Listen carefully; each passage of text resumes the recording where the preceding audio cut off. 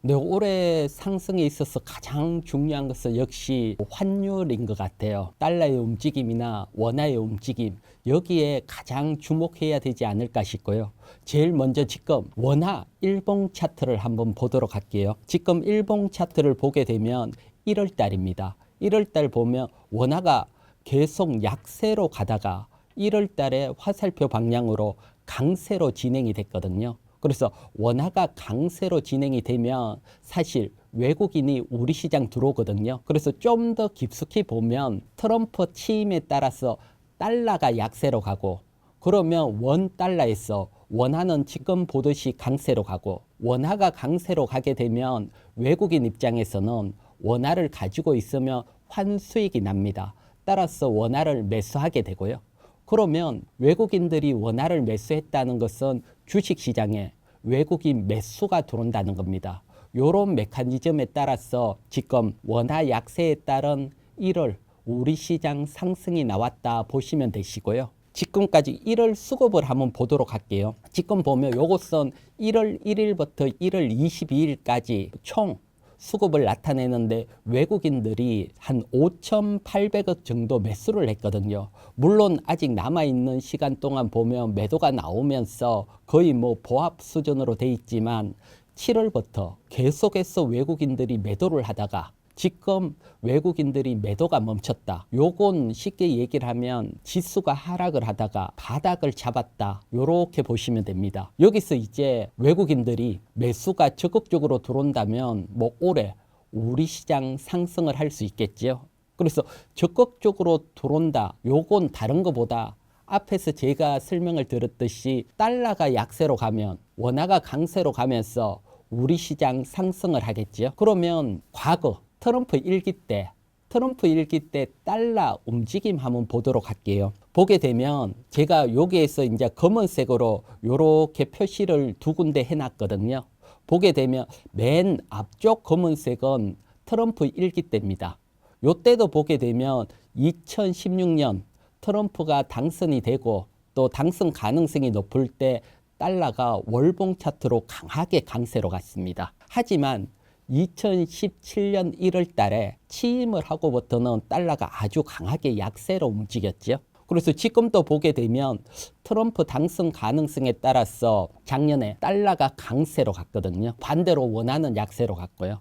하지만 취임을 하자마자 달러가 약세로 가고 원화는 강세로 가고 일기 때하고 비슷한 모습이거든요. 그래서 요번에도 이렇게 달러가 약세로 간다면 우리 시장은 상승을 할 수 있고요. 참고적으로 2017년 달러가 약세로 갈 때 코스피 지수가 22% 상승을 했습니다. 그래서 강하게 상승했던 측면이 있고요.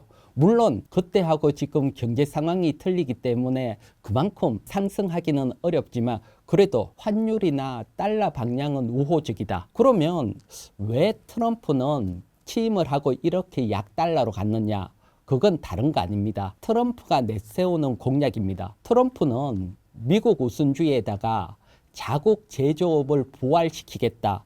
계속 강조를 했습니다. 그래서 제조업을 부활시키려면 그 나라 환율이 약세로 가야 됩니다.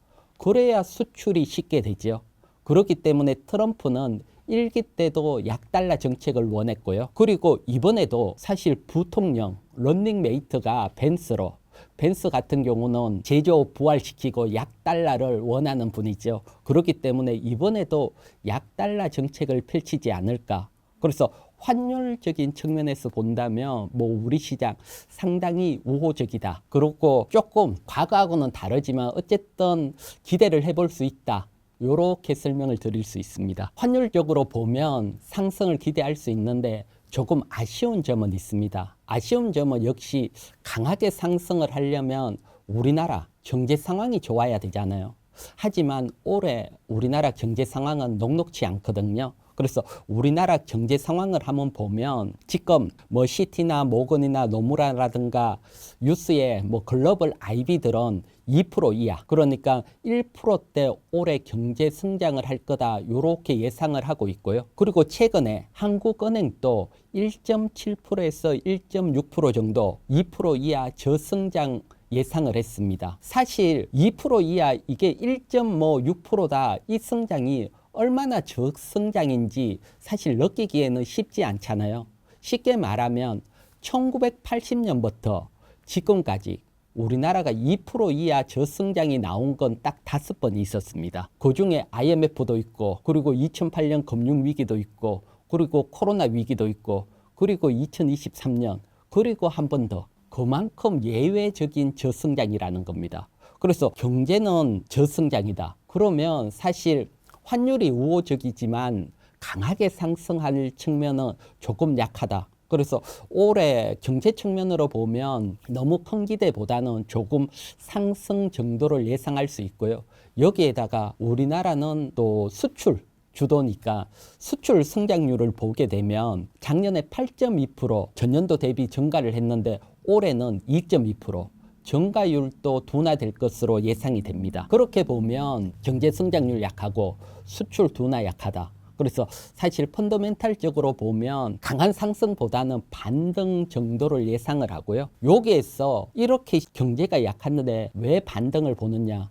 첫 번째는 환율 부분 제가 설명을 드렸고, 그리고 다른 하나는 역시 현재 펀더멘탈입니다. 지금 우리 시장 밴드를 이렇게 보시면 PBR이 0.85, 쉽게 말해서 1보다 낮은 저평가 영역이라는 겁니다. 이 얘기는 올해 경제가 어렵다는 걸 벌써 시장은 다 반영을 했다. 그래서 역사적인 저평가까지 밀려 있고 12개월 선행 PER도 마찬가지입니다. 그렇기 때문에 추가 하락은 제한적이다.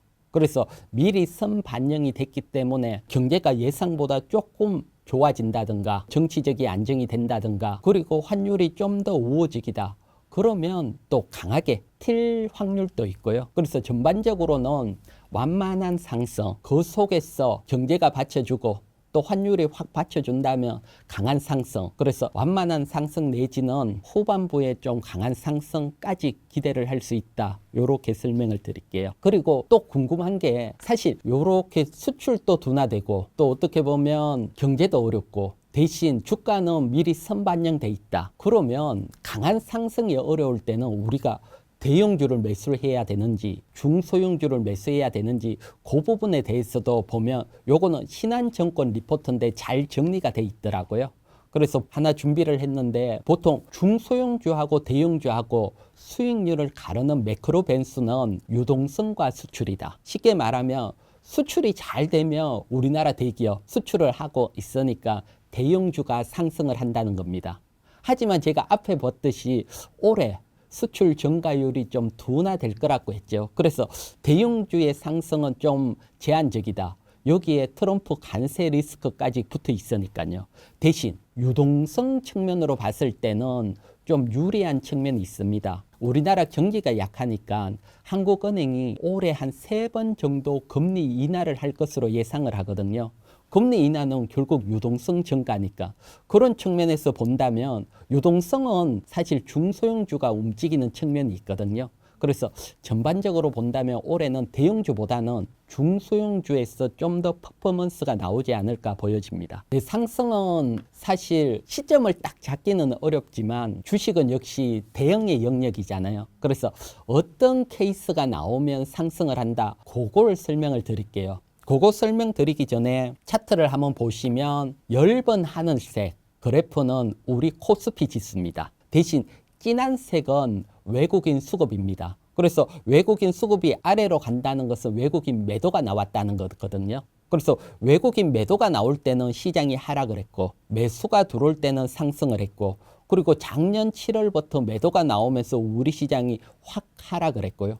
그러면 이런 수급에 변화가 생겼을 때 코스피 지수는 강하게 가지요. 그러면 수급 변화는 사실 느끼기에는 쉽지 않아요. 외국인들이 2천억, 3천억 샀다가도 2천억, 3천억 팔기도 하고 샀다 팔았다를 반복을 하기 때문에 초반에 이런 변화를 느끼기는 어렵지만 항상 외국인들은 어떻게 보면 초반에 환율이 약할 때 확 뭉칫돈이 먼저 한번 들어오는 습성이 있습니다. 그래서 지금 요 그래프에서 보면 2024년 작년 초에서부터 7월까지 강하게 상승을 했거든요. 외국인들이 매수가 들어오면서 요때 1월 달에 수급, 특징적인 수급 여러분들이 한번 찾아보시면 작년 2024년 1월 11일 날 보게 되면 외국인들이 하루 만에 2조 원 이상 엄청난 돈이 한 번에 확 들어왔거든요. 그래서 요런 뭉칫돈이 들어오면 아, 본격적인 상승이구나 느끼시면 되시고, 참고적으로 그때 외국인들이 가장 많이 산 우리 대형주 같이 포트에 넣어 놓으시면 뭐 수익률이 나쁘지 않으실 겁니다.